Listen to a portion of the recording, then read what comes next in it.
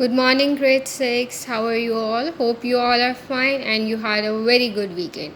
Alright, grade 6. Now, today we are back again with another lecture on the grammar of English. But I know you all won't be having your grammar right now.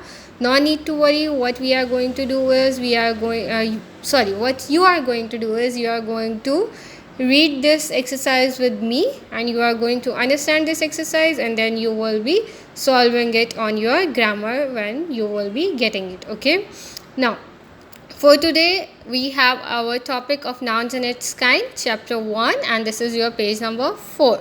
Okay, students, we all know very well what are nouns. Is that so? Noun is a very common part of speech, but it is a very important part of speech. Okay, in your daily life you use noun like so many times.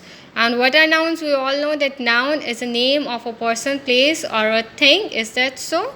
Now let's revise. What are nouns?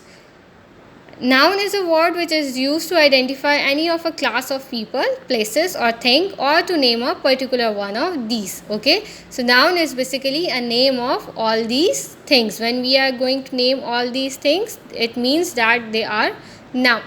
A noun is a word that functions as the name of some specific thing or set of things, such as living creatures, objects, places, actions, qualities, states of existence, or ideas. So noun is a word that functions as the name of the things. It means that noun is a name of these things, of living creatures, objects, places, and it can also be actions, qualities, and states of existence or ideas. Okay, now let's take an example. China is the most populous country in the world. So what is the noun here? It is China. Then Antarctica is the coldest continent in the world. What is the noun? It is Antarctica. But here, can you see why China, what are the nouns? China and Antarctica, they are basically proper noun. Why they are proper noun? Because they are showing name of a specific place. Okay, now let's move towards the third example. The book is on the table. Trees are good for the environment. Now here you can see the bold words book and table. They are known as the common noun. Okay,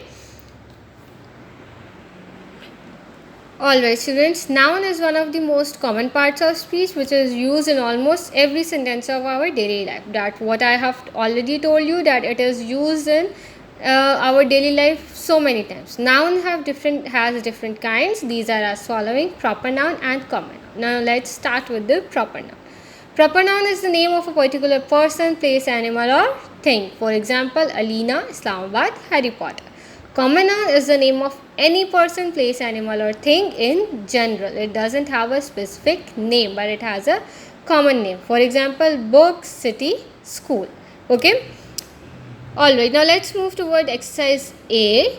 Underline the nouns in the following sentences and say whether they are proper or common.